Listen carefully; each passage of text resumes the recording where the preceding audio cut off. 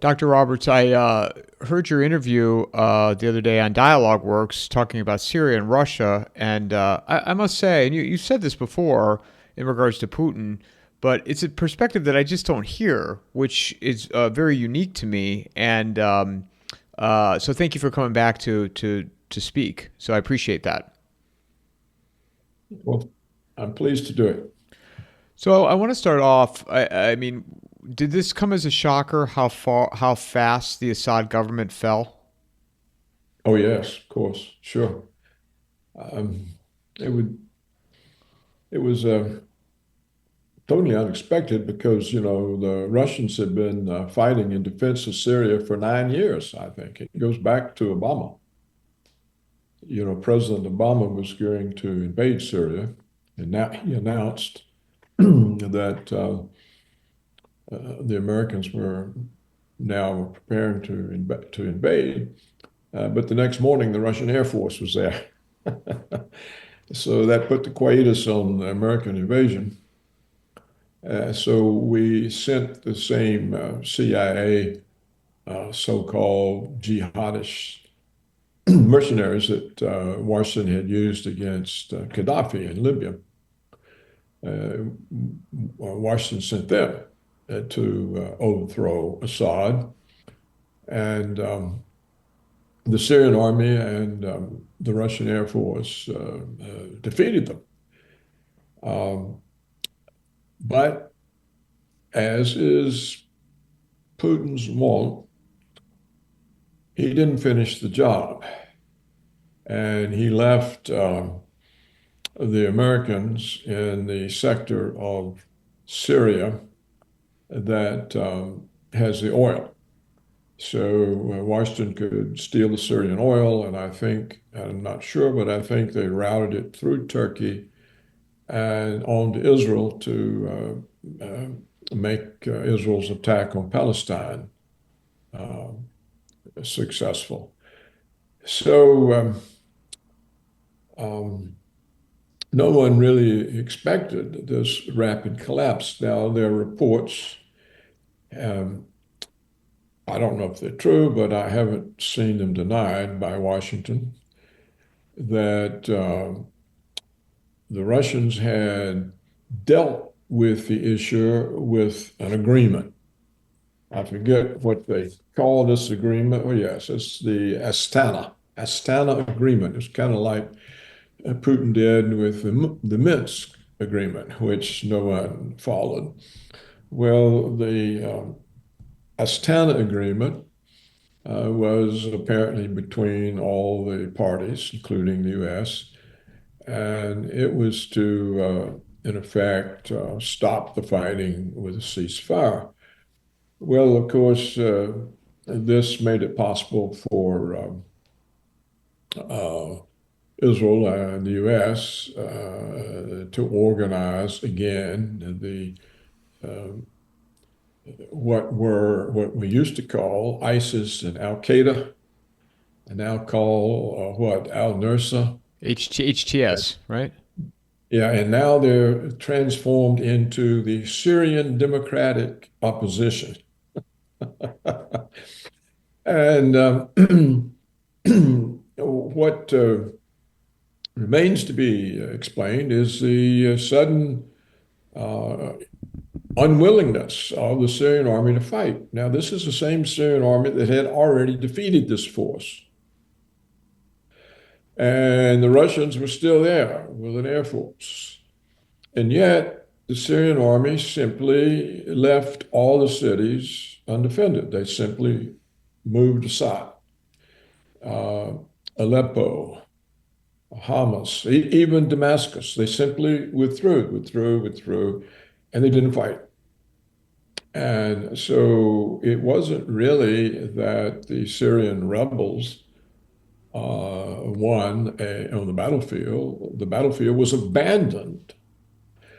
Now, why? Well, there are so far two explanations. One is that a deal was made with Assad to clear out. And the other is that Washington bought off his generals. Now, this is a common practice by the West to simply purchase the opposing party. It's been done for decades and decades. And that would be an explanation for why the Syrian army offered no resistance to the fall of the government. And so, what was it all about? Uh, well, the Turkish interest is to deal with the Kurds, who have been a thorn in Turkish side for a long time. The Kurds are partly in Turkey, partly in Syria, where they had allegedly American protection. And they've wanted to stay, and Turkey wants to get rid of them. So Turkey now is continuing its occupation of northern Syria in order to put down the Kurds. The Israelis, claiming self-defense, terrorist threat, have moved into Syria and now occupy parts of Syria. In my view, this is clearly Israel on the march with Greater Israel. Greater Israel includes Syria. And so the negotiated, purchased fall of Syria, which apparently the Russians consented to, and the Iranians, has opened up for Netanyahu to have more success. He'll now be seen as the greatest Israeli leader in history, the one who began the implementation of Greater Israel. Greater Israel is the territory from the Nile to the Euphrates.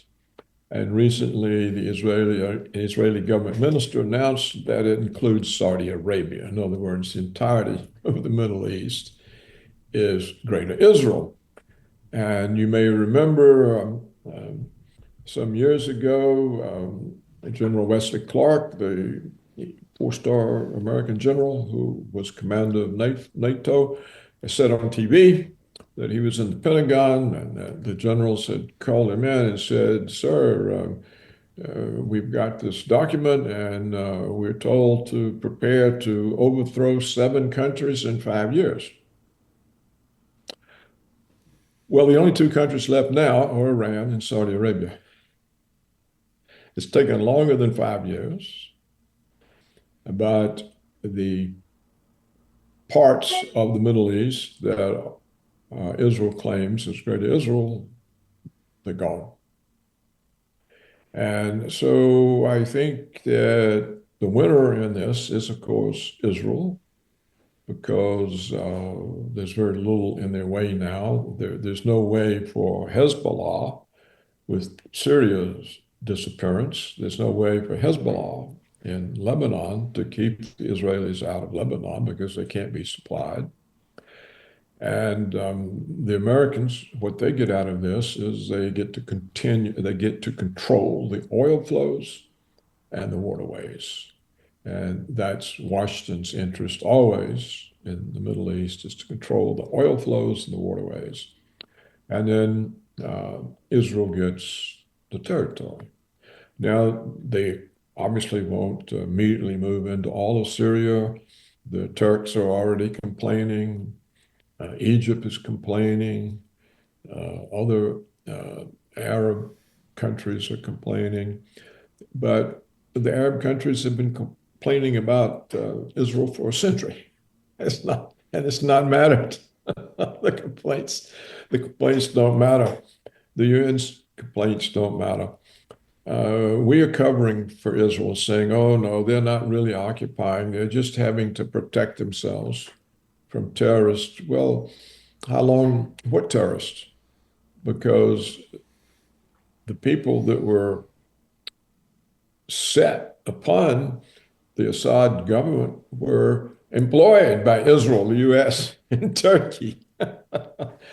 So did we employ the terrorists to overthrow Assad? I mean, allegedly Assad is a terrorist. I mean, you see, It's all such nonsense.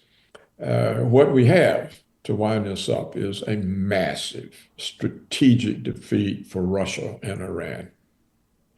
The road to Iran is now open. There's no more buffers. And Russia, after fighting for 9 years for Syria, walked away. So I would imagine Trump now expects Russia to do the same thing in Ukraine. They haven't been fighting in Ukraine for 3 years. Well, if they'll walk away from a 9 year fight, why won't they walk away from a 3 year fight? So, and this will be the attitude of the neoconservatives who still run American foreign policy. It will be the attitude of NATO, of the EU.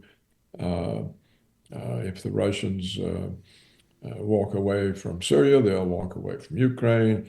And so there won't be any flexibility in Washington to end this conflict on terms that Russia can accept. I think also that this has hurt Russia's image. They've had a defeat. Washington has defeated Russia. The senile Biden regime has defeated Putin. So this is going to affect the success of BRICS. People are thinking, hey, look, there's been a tremendous change in the correlation of forces. Until a few days ago, the correlation of forces were working against Israel and the United States. Saudi Arabia was conducting joint military exercises with Iran. Saudi Arabia was interested in joining BRICS. Russia was seen as a winner. BRICS, the countries wanting to get into it, were lining up. And now Russia looks like the loser. If Washington succeeds in its attempted color revolution ongoing at this moment in Georgia and delivers a second defeat to Putin, then there's going to be a massive change in the correlation of forces. The United States will have restored its hegemony.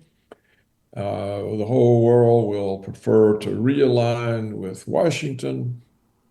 Saudi Arabia will probably reinstate the petrodollar in exchange for Washington's protection. And so this is a tremendous change. In Iran now isolated, unsure about Russia, with a reformist new government. What are they going to do?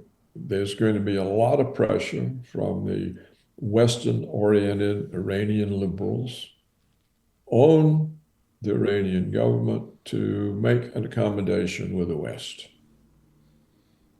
You know, what are we going to do? We're isolated. Who are our allies? Russia didn't stand by the Syrians. How we know they'll stand by us. So what I think has happened from all of this is a restoration of American influence and power, and a big step forward for Israel's Greater Israel project. And this, of course, will boost Netanyahu's reputation. It will essentially end the current indictment he's under in Israel for corruption, because, look, he's giving us Greater Israel. How can we prosecute this great leader of the Jewish people? So these changes are unrecognized. There's no discussion of them. I mentioned them. Everybody else denies them. But they're clear as day, and it's common sense. So that's my take on what happened in Syria. So a couple things. One, with in regards to Iran, Do you see it imploding from within with this regime? Well, What happens there? Iran? Well, I think in Iran, it's what I said. They now have what they call a reformist government. And the supreme ruler is an old man. And the United States has long cultivated uh, sophisticated Iranians who are pro-Western. And and I'm not sure what percentage of the Iranian youth want to live in a Muslim state, an actual non-secular Muslim state. And they probably find the uh, morally loose culture of the West attractive. Um, and the young Iranian girls probably find it attractive. There's less restraints on them. They've got more freedom to act. So I think the strength of the Iranian Muslim existence uh, is weakening. And I think that the liberal forces in Iran will make the argument we're isolated. We had best accommodate the West. And of course, this will be a mistake for them, but they could make it. I know they may not succeed because the religious elements are still there, they're still strong. The supreme ruler is probably not going to go along with it. And so, will Iran implode? Uh, who knows? If Washington can pay off Assad's generals, they can pay off the ones in Iran. You know, the thing is that the Muslims have never been united since Muhammad, what, in the 7th century, 8th century? And it's their division that makes them so weak. And the reason that Saddam Hussein and Assad were weak was because they were secular leaders. They couldn't create a Muslim religious based government because both countries had residents who were some of them Shia and some Sunni. And these are the two groups that have been fighting over the succession of Muhammad for centuries. And they hate each other worse than they hate the Westerners who exploit them. And so, how could you have a religious government in Iraq or Syria when the population is partly Sunni and partly uh, Shia? Whether or not these the borders of these countries were created that way by the French and British colonialists in order to make them unable to unify and resist the colonial power, I don't know. But it's the fact, it's the way.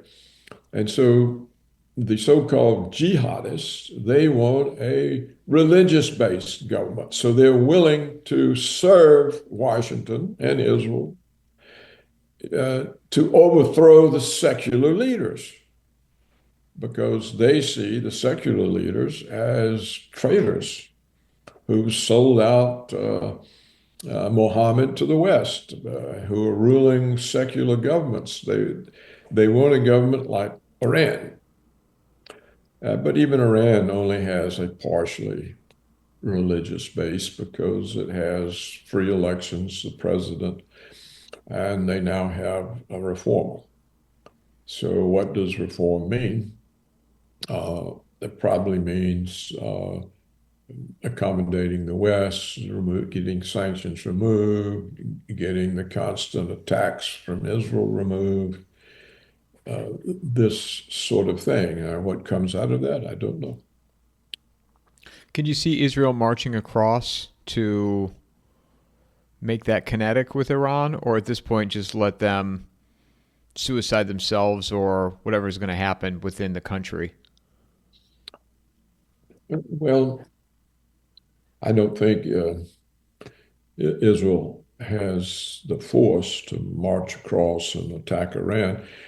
Right now, they'll be involved for some years and stretching out their temporary occupation of parts of Syria. I don't think Syria any longer exists as a country, and neither does Palestine. So I think the year 2024 ends with the disappearance of Palestine and Syria. And this is a tremendous victory for Netanyahu. So uh, the Israelis, with American protection, will be busy extending their temporary occupation of parts of Syria and enlarging that occupation.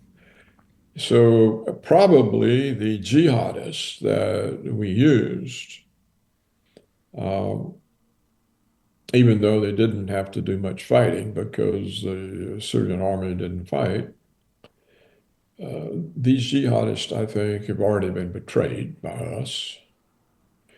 Um, they will suddenly cease being the Syrian democratic opposition and will be dangerous terrorists. And then Israel will conduct the fight against them and gradually expand Israel's occupation of Syria. Well, Israel's occupation of Syria will be part of Greater Israel. I also don't think that Lebanon can continue to exist because Lebanon was protected by the Hezbollah militia in the south. And this militia was supplied by Iran in Syria. And with Syria gone, Iran's got no way to get supplies to them, weapons, money. And I think that's pretty much the end of the Hezbollah resistance, which was very effective. On two occasions in the past, when the Israeli army attempted to occupy southern Lebanon, they were sent fleeing for their lives by the Mir militia. So the Hezbollah militia was more than a match for the Israeli army and drove them out of the country twice. But now this militia, it was decapitated by Israeli attacks on the leadership. You may remember they succeeded in killing uh, leader after leader, and then they got rid of just about all the leaders with the exploding cell phones. You remember this? And so Hezbollah has basically been decapitated. You know, it's very difficult to find leaders. And when you lose them, it's very difficult to replace them. And Hezbollah lost so many, they were simply denuded. And now they are denuded of weapons and financial support. Syria's gone. Iran can't get the stuff there. Um, to the extent that the Russians would have been any help, I don't know. Putin is so determined about non-interference that he can hardly defend Russia. So I just think that it'll go forward. Israel will try to accumulate Syrian territory and the dynamics inside Iran will work itself out. And it may well be that that country will fall apart, not exactly in a civil war, but politically just become disunited between those who want to have a Muslim religious-based government run according to Muslim principles, and those who want to have a more open Western style society. We'll just have to see. What what about so you're saying the Palestinians Gaza that will no longer exist? So those people that are still there, and I heard you on Dialogue Works' interview. You think that they'll be placed into Lebanon? So do you think Lebanon won't exist as a country? It won't be called Lebanon anymore? I think Lebanon will, yeah, well, I think the Israelis will annex the southern part. They've wanted the water resources there for a long time. That's why they went in twice before. Um, the northern part may become a refugee camp for the displaced Palestinians. Um, I don't know. I mean, Israel may, or the United States and Israel together may convince Egypt to take the Palestinians. Um, but they'll have to go somewhere. Uh, the the world has accepted Israel's slaughter of a couple of 100,000 Palestinians, but whether it would accept the slaughter of 2 million, I don't know. Um, so if Israel can't kill them all off with malnutrition, polluted water, diseases, as is happening now, they've got to go somewhere. And Beirut or northern Lebanon would be a place. Lebanon's not a very big place either. It's like Israel. It's not a large place. And so a sort of a fake Lebanon would exist and around the capital, and that would be possibly where the displaced Palestinians are. I don't know. I'm just saying where the Palestinians have to go somewhere. If Hezbollah can no longer defend Lebanon, then that's a solution for the Israeli problem. What about Turkey's role in all this? I think it was very short-sighted. Um, I think that the Turkish leader, who he's sort of unpredictable. He's here, he's there, he's here. I mean, I think he was seeing this as a chance to finally deal with the Kurdish problem. So if Syria falls apart, there's no longer some refuge area for Kurds.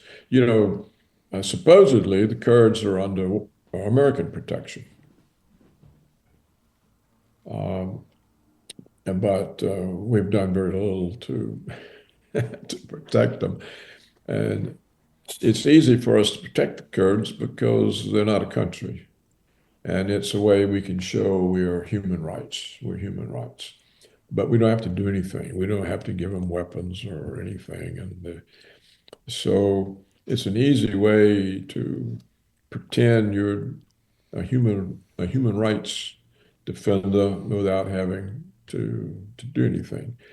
But Turkey finds them a thorn, and so I think the Turkish leader uh, saw a chance to end the Kurdish problem and didn't think about the disastrous consequences of the fall of Syria. He put some short-term uh, problem ahead of understanding the unintended consequences of his action. So as I see it, the Turkish government, the Russian government, and the Iranian government, they're just completely stupid, and they made disastrous uh, decisions to agree to this destruction of Syria, and it has greatly weakened them. It's cost them credibility. It's going to make their foreign policy more difficult. There's going to be more pressure on them to accommodate the West. And I think we'll see that in any negotiations that began with Trump about the Ukrainian situation. I don't think that it's now possible for Putin to stick to the conditions that he has always voiced about ending that conflict, because it looks like a Russian victory rather than a Western victory. And I don't think the forces in Washington will settle for anything other than an American victory, or what can be perceived, sold, or what can be sold or hyped as a second defeat of Russia. Here's a question that I want to pose to you and get your thoughts, because the timing of this is, I don't know if it's coincidental with the new administration coming in, but why would the neocons set this up to benefit the incoming Trump administration? Is there any correlation? Well, it's not going, it benefits the neocons. The notion that, oh, well, what the notion really is, Michael, is that this was done to ruin relations between Trump and Russia, so that we can't make a deal with Russia. This is the usual interpretation, but in actual fact, it achieves that because it has changed the correlation of forces in a way that, having defeated Russia and Syria, Washington will expect to defeat Russia and Ukraine. It keeps the thing going toward the restoration of American hegemony. So, but what the neocons are concerned with is Greater Israel. I mean, where do you think the 7 countries in 5 years came from? It came directly from the neocons. Naumann Podhoretz wrote it in Commentary, the Jewish intellectual magazine in the United States. He set it out there. Then we had the neoconservatives restate it in their project for a new American century. 7 countries in 5 years. They named the countries. These are the countries we have attacked: Libya, Saudi Arabia, Syria. You understand? So for them, this is a victory, and the neocons aren't worried about, is this going to help or hurt Trump? They're concerned about, hey, is this going to help or hurt Israel? And it's greatly helping Israel. And Palestine disappears, and now Syria disappears, and Israel is now occupying parts of Syria, and as I said, I think will manage to be in war with the so-called rebels and gradually take more and more of Syria. So this is a huge victory for the neocons, and it basically sort of makes Trump irrelevant. So, wow, it's a lot to process right there. Uh, so the tide, how, I thought, Israel was not going to survive this, or not that they'd be wiped out, but with all of the, Hezbollah, Hamas, Iran, and you know, in a short order, everything is turned around where they have pushed back every single one of their enemies. Mhm.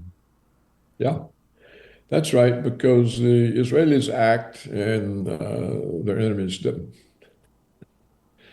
The, the future usually belongs to those who act. And Iran failed to act, Russia failed to act, all the Arabs failed to act, and the Israelis didn't. They planned and conspired and got this occupation, which now plays into their hands. So there you have it. And I think it was Napoleon who said, I'm on the side of the bigger battalions. And that's the way the world thinks. They want to be with the winner. Well, who won? Not Iran, not Russia.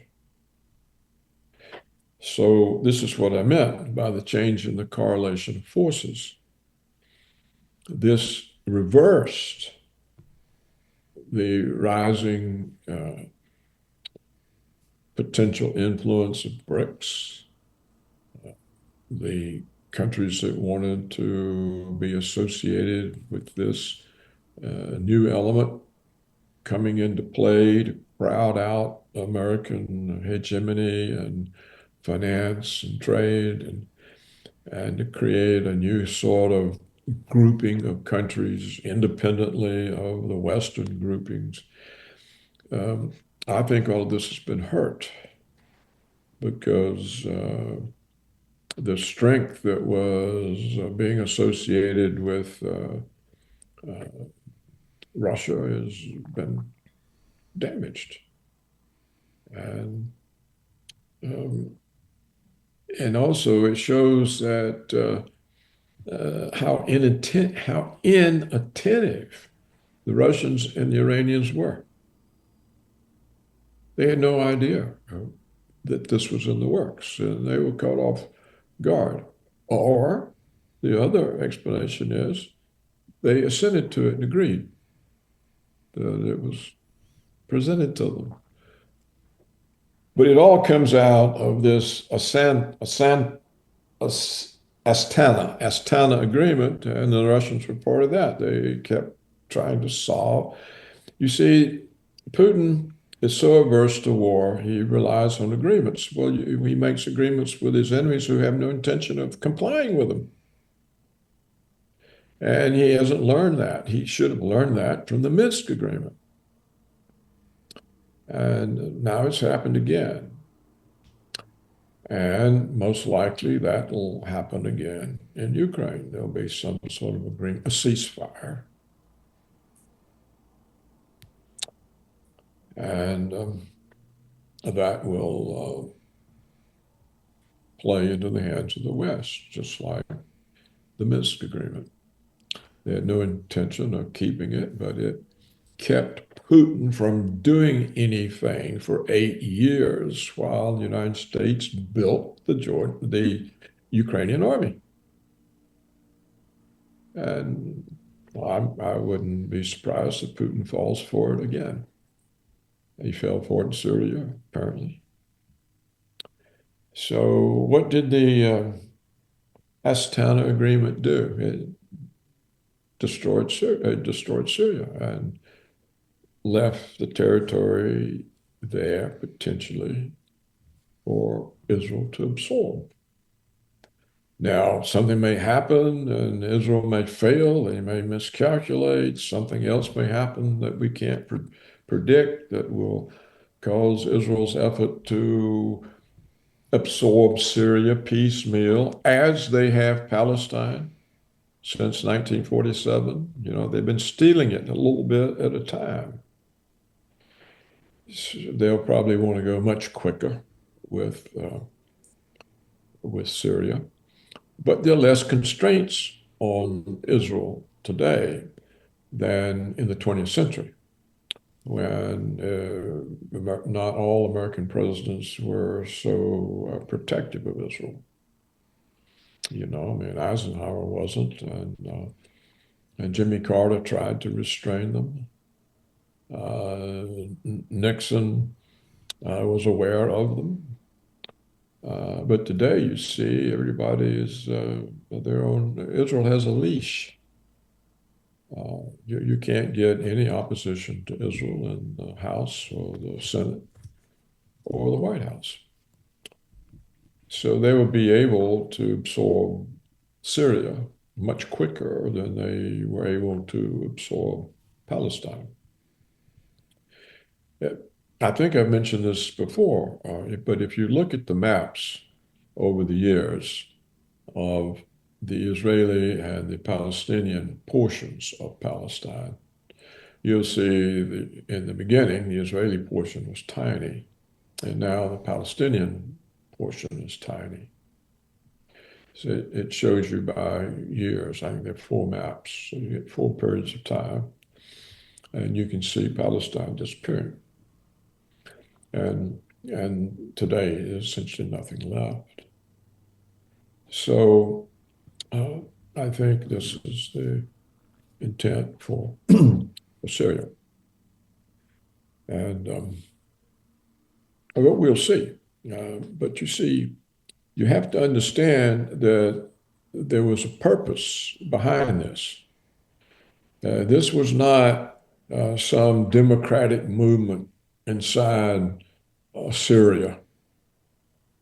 It wasn't a civil war. It were imported mercenary jihadists that the CIA has collected up and used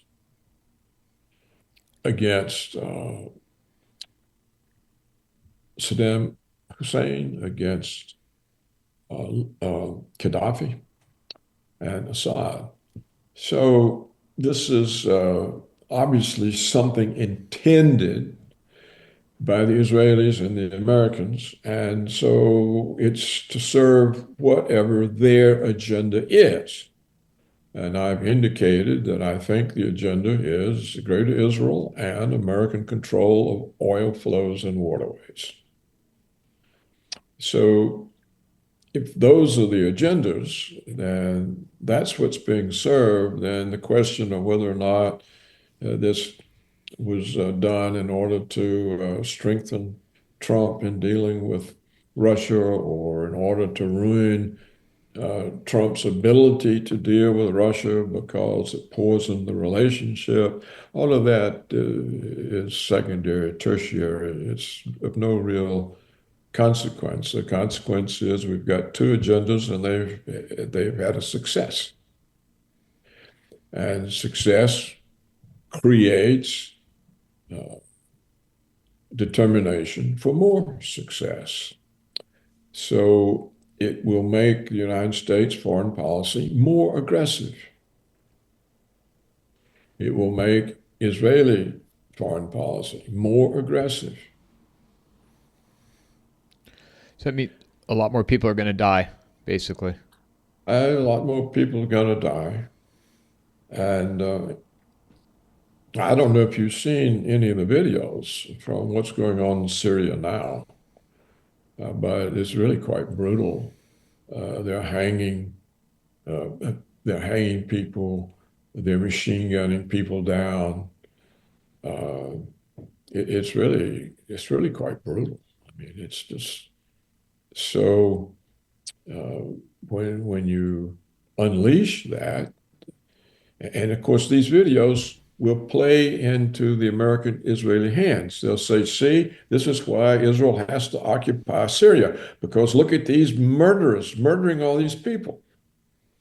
And if Israel doesn't, then they'll murder more people and they'll be on Israel's borders and blah, blah, blah. So the violence that these videos show of these jihadists against Syrians will play into Washington's and Israel's hands because now the Democratic opposition has to be again recreated and turned back into terrorists so that Israel is justified in defeating them and occupying Syria. Now, I think that's what the plan is, and I don't see who's able to stop it. Um, even the Israeli newspapers are full of reports that there have been 300 Israeli attacks on positions in Syria. And the Israeli Defense Force says we have destroyed 80% of all Syrian weapon systems and production. So this means that the jihadists who allegedly have taken over, they've got no way to produce a weapon. They've got no stocks of weapons. So now we get videos showing how brutal they are. So now everybody will be content for the Israelis to put them down. Well, of course, then how do you get Israel out? Who's going to get Israel out? We can't even get them to stop murdering women and children in Gaza. How's anybody going to get them out of Syria? So it's amazing to me. I don't know whether the people in the West, in fact, Russia, the world, China, simply can't think, or they're too scared of what's happening to admit it. But it seems clear enough to me, although I'm perfectly content to be wrong.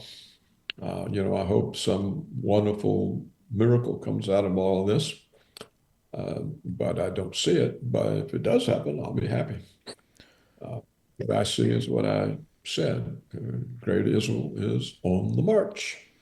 Yeah, I saw you wrote about that today. I saw before we got on, I didn't get a chance to read too in-depthly, but Ukraine sent more ATACMS into Russia this morning. Because I didn't see that for a little bit. It felt like there was a pause from those launching, but they're back on the move today. Yeah, oh, that's right. Well, they're testing Putin. If you watched Lavrov's interview with Tucker Carlson, you saw that the main concern of Russia is to avoid war. That's Russia's main concern, avoid war. And they're so concerned that Lavrov said, no, we're not at war with the West. Well, that contradicts what Putin said. If you attack us with missiles, it means you're at war with Russia. And Lavrov says, no, we don't see it that way. No. So Lavrov is unrealistic. And I think the reason is the Kremlin simply doesn't want war, period, and will accept any humiliation to avoid it. And I think this is what Washington thinks, and the neoconservatives. And this is why I think that Trump will not accept the conditions that Putin claims would resolve the conflict in Ukraine. So I think the attack is to see what Putin does. Probably nothing. And I was also amazed to read that the account in RT, which is a Russian news service for other parts of the world, they said it was Ukrainians who made this attack. Well, in the past, Putin has made it clear the Ukrainians can't possibly operate these systems. And he's made it very clear, since the Ukrainians don't have any targeting information and don't know how to operate these systems, they have to be operated by Americans and Europeans. And when the Americans and Europeans are firing missiles into Russia, it means you're at war with us. Putin has said this on a number of occasions. And now the last thing is the foreign minister says, no, we're not at war. So it means the Russian foreign minister, which means Putin, accepts that when the West attacks Russia with missiles, it's not war. Well, I, I don't know if Lavrov realized it, but this tells Washington we can impose whatever terms we want. They won't even accept that us attacking them directly with missiles means they're at war. So they want to avoid war so bad we can get whatever terms we want. So this is the attitude now in Washington.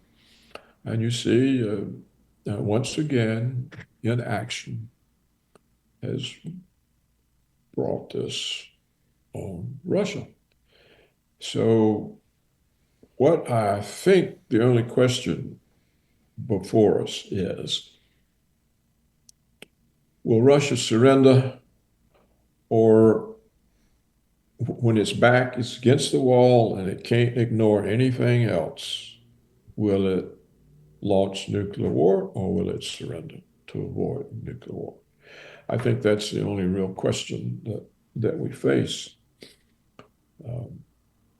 And nothing is going to be done about Israel. And the whole situation in Russia is now, they've backed up so much, they've not enforced any red line. And when the provocations get worse and worse and worse, are they finally going to say, well, strike, or are they just going to surrender? Now, I think Putin is very much wants to defend Russia, but I think he very much sees there's no point in nuclear war because there's nothing left. And I think Putin is enough of a humanitarian to surrender, even though he has amazing nuclear forces, rather than to destroy civilized life. And so I think this is a probability. And I think it's what the Zionist neoconservatives are counting on. You see, I was a participant in the Cold War, and the situation or attitudes were totally different. The attitude was, look, we don't want these tensions. They're dangerous. These tensions are dangerous. And let's see if we can create more trust between the Americans and the Soviets. And Reagan wanted to end the Cold War, and he wanted to end the existence of nuclear weapons. Reagan was opposed to the existence of them. He called them those god-awful nuclear weapons. And you may remember that Reagan and Gorbachev signed the only treaty that got rid of a whole category of nuclear weapons, the intermediate range missiles. They eliminated them. We destroyed a whole bunch of them. The Soviets destroyed a whole bunch of them. And we were creating conditions of trust, and we had all kinds of arms limitation agreements in place, and we were making progress toward removing nuclear war as a threat. Now, when the Soviet Union unexpectedly collapsed, the neoconservatives said, hey, look, the only constraint on our power is gone. We can now assert our hegemony on the world. And so they started getting rid of all the agreements that had been signed by various presidents. They broke all the words, all the treaties. They broke the American word not to move NATO to Russia's borders. They got more and more and more aggressive. They broke up the Soviet Union, which shrank the size of the Russian territory. They established, and then they overthrew governments like Georgia, like Ukraine. They tried in Kazakhstan and wanted to try in Belarus. Uh, and they would like now to finish and break up the Russian Federation. The Russian Federation consists of a lot of separate provinces, and some of them are Muslim. And they would like to break that up because then there's no constraint except China. They didn't expect the quick rise of China, and I don't know what they intend to do about that. But that's the plan for Russia. And so it's just the minute the Soviet Union disappeared, the constraint on America to be reasonable or sensible, or the inclination to try to reduce tensions to avoid a nuclear war was gone because it's no longer anybody that can deal with us. And the minute Putin made it clear in 2007 at the Munich Security Conference that Russia did not accept American unilateralism, we started to work on Russia. We sent the Georgian army into South Ossetia. We began pouring money into Ukraine, building up support for the eventual coup in 2014. We used the Minsk agreement to deceive Putin while we built the Georgian army. And so all of these troubles come from the neoconservatives seeing the opportunity to impose American hegemony on the world. Now, the United States government has not renounced this doctrine. They haven't said, hey, we no longer are in pursuit of American hegemony. They haven't said that. So they're still in pursuit. The neoconservatives are still making our foreign policy, and they're having great success. Last question. What do you anticipate for this Trump administration over the next 4 years of the state of our country and the world? A series of mistakes. Series of mistakes. If you look at Trump's appointees, they're all Zionist, almost every one of them, and all of them are in the military foreign affairs area. The Secretary of Defense, the National Security Advisor, the whole lot of them, the ambassador to the UN, the ambassador to Israel, and they hate Iran. So they'll be looking for every possible excuse to go to war with Iran. And as Iran feels isolated, this will strengthen the hands of the reformers who want to accommodate the West to avoid that war. The neoconservatives and Israel may want the war anyhow, regardless of whether Iran accommodates them. They may just prefer it. I think, as I've already said many times, I think Russia's prestige has suffered. I think it'll suffer again. And when it comes to how we settle Ukraine, I think it was a strategic blunder for Putin to let this war go on for 3 years, because it has developed to the point where the United States and Europe now send missiles into Russia. That the war should have ended instantly in order to prevent the Western involvement, which has risen and risen and risen and risen. And now it's, even though Lavrov denies it, it's a war between the United States and Russia. And it's when Russia pretends they can make an agreement with Ukraine, how they're going to make an agreement with Ukraine when the United States is making the decisions. So I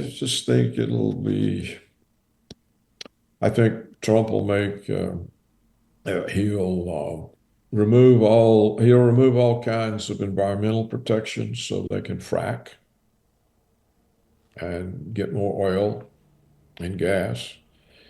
Uh, he'll cause a mess with China. Um, I just don't, I just don't see any of the hopes that his supporters have being realized. Now, maybe he can do something about the border, but already we see democratic states and cities refusing to cooperate with any restraint on immigration. We see them defying that the feds have the ability to interfere with their decisions. And the sanctuary cities are not being abandoned. Um, Deportations will result in endless lawsuits. There'll be endless lawsuits. The court system works so slow, the lawsuits won't be resolved, and Trump will be out of office. If he's replaced by a Democrat or somebody, they'll all be dropped. I just don't, I think things are so rotten, so far gone, including the character of the people, uh, including truth. I think truth is largely replaced by narratives that serve moneyed interest. Um, you know, when law schools don't respect the Constitution and think that the First Amendment is some sort of racist tool, what basis do you have for your country? So I don't know. I just can't get hopeful. Um, but hopefully I'm wrong. I'm perfectly happy to be totally wrong. All right, I lied. One more question. Saudi Arabia, how will they play into all this? Well, I think I've already said that I think they will reinstate the petrodollar in exchange for American protection. So they'll join back up. So the protection will be short-lived in the sense that Israel now claims Saudi Arabia is part of Greater Israel. So, but they can't get to it right away. I mean, it'll take them some time to absorb Syria, and I don't quite know how they can do it if the population is hostile, because there's not many Israelis. It's not, this is the thing that's always puzzled me about Greater Israel, originally from the Nile to the Euphrates, and now including Saudi Arabia, which is large. How are they going to enforce that? They haven't got the population. There's not. So I've never understood how there can be a great Israel with all those people who you would think would, being Muslim, would be hostile. Maybe there's some plan of getting rid of those people. I don't know. I have no idea. It may be the Israelis have never thought about it because Great Israel was, like a dream or a symbol or something to talk about. I don't know that they ever expected it to happen, but it seems to be now. But there's so much that can happen that we don't know about, just like the sellout of Syria. I mean, Syria was sold out, uh, both by its allies and by its enemies. So there seemed to be a collection of allies and enemies who agreed to the Astana agreement, which ended up ending Syria. So, but once again, you know, the information I get, that we all get, you can't know about it because we no longer have a media that is concerned with the truth. So we don't know how much of what we're told has any factual basis, or how much of it is just serving some interest or is covering up what really happened. And since none of us have perfect information, uh, our analysis and the way we can analyze it, it can be off. It can be way off. Uh, I try to use my long experience, all my training, everything to try to see what's actually going on and try not to be too dependent on what news reports say, and to try to talk to people behind the scenes and do all of that. But even then, it's hard because you don't know what they know because they're fed misinformation too. So when the function of media is to hide secret agendas and deceive the population, it's hard to ever know what's going on. And programs like yours and others, and a few people like me who try to fill the gap, it doesn't mean we have the necessary means. Where are the investigative reporters? And of course, nobody in the Congress is going to investigate anything that's embarrassing to Israel. Look, in the middle of the genocide, what happens? The House and Senate invite Netanyahu to come address Congress, and they give him 53 standing ovations. Well, there's no accountability. So I'll be the first to say I don't know everything, and this is just, I presented what I think is a reasonable analysis of what's going on. And this is a great advancement for Israel.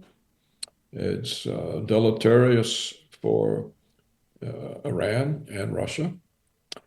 And I think the real question is, since the Western provocations of Russia are not going to end, or there's no sign of them ending, the question before us is, when Putin can't turn the other cheek again, what does he do? Does he say, destroy those people, or does he say, surrender to avoid the massive destruction of life on the planet? And I think that's the question that really, that's the ultimate question that really exists. And I don't know how he will decide, but I think he's such a humanitarian that he will decide to surrender. Where can people find you, Doctor? Just www.paulcraigroberts.org, and on programs like yours. As always, thank you so much for coming back and speaking with me. Have a Merry Christmas, Happy New Year, and look forward to more conversations ahead. Well, let's just hope we have a new year. Absolutely. And look forward to more conversations in 2025. Okay, Michael. Thank you, Doctor. Mic drop.